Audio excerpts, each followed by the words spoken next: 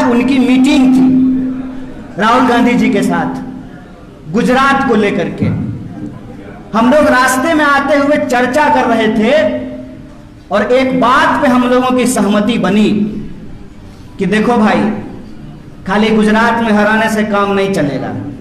जब तक बिहार में भाजपा को पानी नहीं पिलाओगे तब तक मुकम्मल लड़ाई कामयाब नहीं होगी। और यह बात मैं इसलिए कह रहा हूं कि बिहार की धरती ज्ञान की धरती है। भगवान महात्मा बुद्ध को यहीं पे ज्ञान मिला है। बिहार की धरती तपस्या की भूमि है, तप की भूमि है। चाणक्य भी यहां पैदा हुए और आप पावापुरी जाकर के देख लीजिए, जैन मुनियों की तपस्या की ये भूमि मानी जाती है। और बिहार की धरती परिश्रम की भूमि है। ज्ञान, तपस्या और परिश्रम की भूमि है बिहार। और जब मैं परिश्रम की बात करता हूं तो आप दशरथ मांझी का नाम याद रखिएगा। एक हथौड़ी और छेनी लेकर के उस इंसान ने पहाड़ काट करके रास्ता बना दिया। यह बिहारी होने का मतलब होता है। बिहार वो भूमि है। मैं अपने गुजरात के दोस्तों को कहना चाहता हूं कि आपके यहां पोरबंदर में मोहनदास करमचंद गांधी पैदा हुए थे, लेकिन वो गांधी जब बिहार की इस ज्ञान, तपस्या और परिश्रम की भूमि पे आए तो हमने उनको महात्मा बना दिया। ये बिहार की भूमि है। ये बिहार की भूमि है कि आप कोई दौर उठा करके देख लीजिए, इतिहास का कोई दौर उठा करके देख लीजिए, बिहार के बिना इस देश का इतिहास पूरा नहीं होता है। खुशी की बात है, थोड़ी अफसोस की भी एक बात है। कल श्री बाबू की जयंती थी। श्री बाबू ने जो है एक रिकॉर्ड बनाया था सबसे ज्यादा दिनों तक मुख्यमंत्री होने का। श्री बाबू जो काम करके चले गए उनका रिकॉर्ड अभी तक बीट नहीं हो पाया है। और हमारे कुछ दोस्त पूछते हैं कि बिहार को कांग्रेस पार्टी ने क्या दिया। बिहार को बिहार कांग्रेस पार्टी ने बनाया। इस बात को हमको गर्व से स्वीकार करना चाहिए। और आज हमारी सबसे बड़ी चुनौती क्या है? आज दिन है अशफाक उल्लाह खान का। अशफाक और बिस्मिल की दोस्ती के बारे में आप सब लोगों ने शायद देखा होगा, आप लोगों ने उसको पढ़ा होगा कि उनकी दोनों की जब बातचीत होती है तो अशफाक कहते हैं राम प्रसाद बिस्मिल से, देखो दोस्त, तुम्हारे धर्म में पुनर्जन्म है तो तुम तो जाओगे वहां और भगवान से कहोगे कि हमको दोबारा भारतीय बना करके भेज दीजिए, हमको ब्रिटिशर्स के दांत खट्टे करने हैं। हमारे धर्म में पुनर्जन्म नहीं होता है। लेकिन अगर मैं जन्नत जाऊं, अल्लाह से हमारी मुलाकात हो, तो मैं उनको कहूंगा कि एक बार और हमको भारत भेज दीजिए। ये भारत है जहां एक खान एक ब्राह्मण के साथ मिलकर के कहता है, सरफरोशी की तमन्ना अब हमारे दिल में है, देखना है जोर कितना बाजू में खाते हैं। ये जो एकता है, इस एकता को आज छिन्न भिन्न किया जा रहा है। और यही जो एकता छिन्न भिन्न होती है, इसी का नतीजा है, विश्वास कीजिए हम पर, भारत का कोई ऐसा हिस्सा नहीं है जहां हम गए नहीं हैं।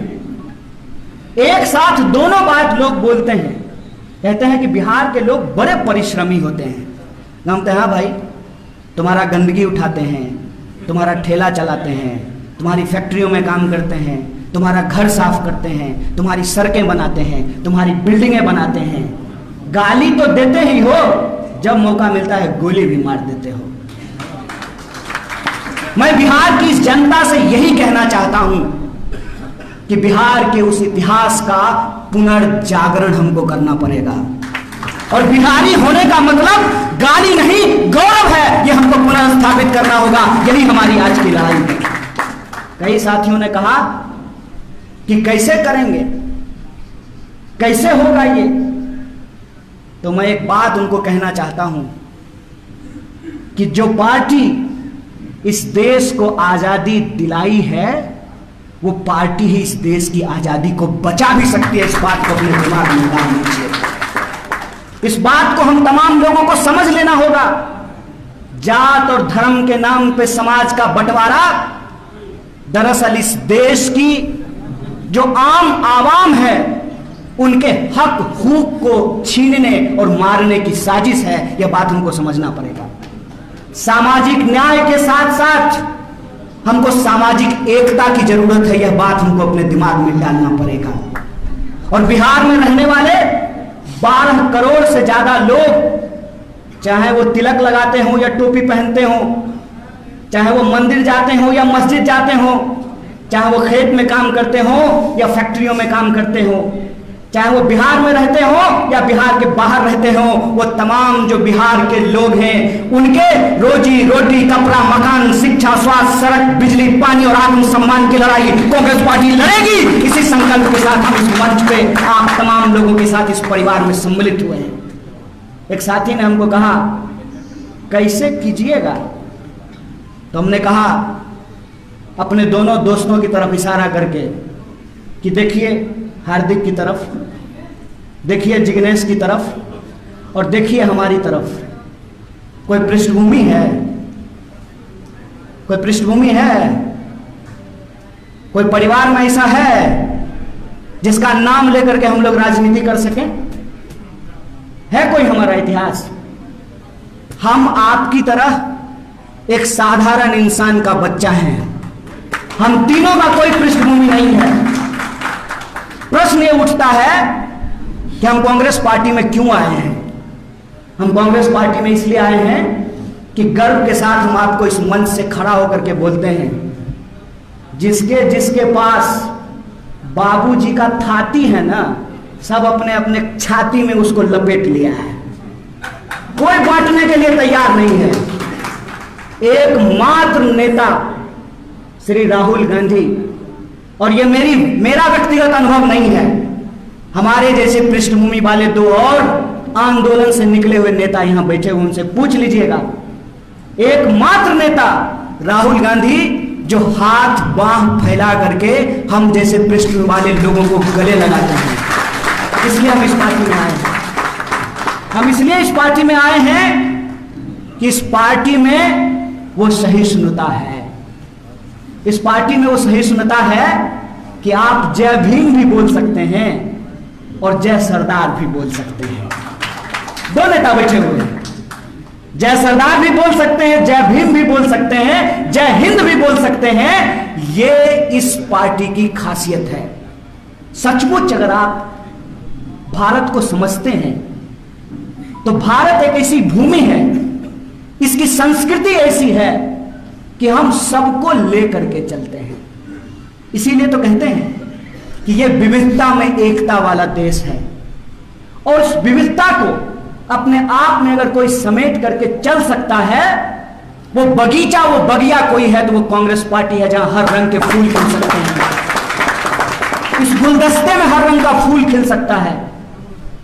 इसीलिए हमारी यह समझदारी है कि अगर इस देश में लोकतंत्र के प्रति आपकी चिंता है, अगर आपको सचमुच किसी मरते हुए इंसान को देखकर तड़प होता है, आपको सचमुच लगता है कि हमारा देश झूठों के हाथ में चला गया है, तो सदाकत का मतलब सच्चाई होता है। आइए हमारे साथ हाथ मिलाइए, ये वो वक्त है कि मिलकर के इसके खिलाफ लड़ा जाए। बिल्कुल साफ समझ है, कोई इफ बट नहीं है, कोई तू मैं नहीं है, बिल्कुल सीधी बात है।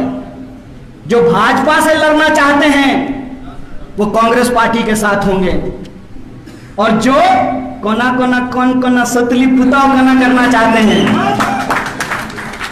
वो यही गुनागणित करेंगे। राष्ट्र कवि दिनकर ने एक बात कही है, दो न्याय अगर तो आधा दो, उसमें भी यदि बाधा हो तो दे दो केवल 5 ग्राम, रखो अपनी धरती तमाम। हम पार्टी के तौर पर सिर्फ अपने हक की बात कर रहे हैं। और दुख की बात यह है कि एक पढ़ा लिखा इंसान लठैत की भाषा बोलता है। और हमारे प्रभारी के बारे में उनको मालूम नहीं है कि ये कौन है। ये जो आपके बीच में बैठे हुए इंसान हैं, मैं इनके बारे में आपको बताता हूं कि अगर इनके जैसे लोग कांग्रेस पार्टी में नहीं होते तो हमारे और जिग्नेश जैसे लोगों को कांग्रेस पार्टी में आने का हिम्मत नहीं होता है। ये वो इंसान हैं जिनके चलते वेदांता का 50,000 करोड़, सुनना बैठा लीजिएगा संबित पात्रा की तरह, 50,000 करोड़ का प्रोजेक्ट बंद कर दिया कांग्रेस पार्टी के शीर्ष नेतृत्व ने आदिवासियों के हक और अधिकार के लिए। और ये जिनके प्रवक्ता इनके खिलाफ बोल रहे हैं, मैं उनसे कहता हूं कि अपने आका से जाकर के पूछिएगा ड्राइंग रूम में कि भक्त चरण दास कौन है, पूछिएगा उनको कि कौन है। समाजवादी आंदोलन के रीढ़ चंद्रशेखर जी की सरकार में ये मंत्री रहे हैं। किसी के लिए कुर्सी कुर्सी बड़ा खेला होगा, लेकिन मैं आज भी कहता हूं ये भारत है, बेईमान लोग यहां पे होंगे, लेकिन ये धरती आज भी त्याग, तपस्या और ईमानदारी से चल रही है। इस पे भरोसा रखिए। मैं आपको कहता हूं कि अपने लिए इस बात पे भरोसा रखिए, और इस बात के लिए भरोसा रखिए कि कोई भी चीज ऐसे नहीं मिलती है भाई साहब, ऐसे ही सबका वोट बराबर हो गया है। शकील भाई का वोट एक, चंदन भाई का वोट एक, राकेश भाई का वोट एक, कन्हैया का वोट एक, ऐसा ही वोट हो गया है। प्रतिमा जी का वोट एक, पूनम जी का वोट एक, ऐसा ही बराबर हो गया है। सोच के देखिएगा, समझ करके देखिएगा, ये साधारण चीज नहीं है। और आज वोटों को लोगों ने गुना गणित में फंसा दिया है। वोटों के गुना गणित से ऊपर उठ करके हमको बिहार के मुस्तकबिल के बारे में सोचना पड़ेगा। इसलिए आज हम इस धरती पर आए हैं, इसीलिए आज हम यहां जब सभा कर रहे हैं तो किसी के ऊपर हम अनावश्यक टिप्पणी नहीं करना चाहते हैं। जनता के अदालत में जनता के सवालों को लेकर सिर्फ चुनाव में नहीं, चुनाव से पहले भी और चुनाव के बाद भी उनके दुख दर्द में, उनकी न्याय, एकता और बड़ाव की लड़ाई में जो शामिल होगा वही उसका नेतृत्व करेगा। ये बिहार की जनता को चुनना पड़ेगा। जो लोग चुनाव को समीकरण बना दिए हैं उनसे हम एक सवाल पूछना चाहते हैं। कोरोना का बीमारी जात पूछ करके हो रहा था?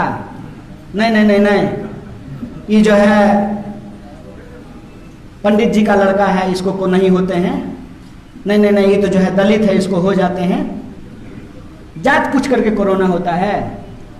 डेंगू का मच्छर आपके कान के पास आता है, पहले आपका उपनाम पूछता है, बताओ कौन जात हो, कौन जात, उसके बाद काटता है।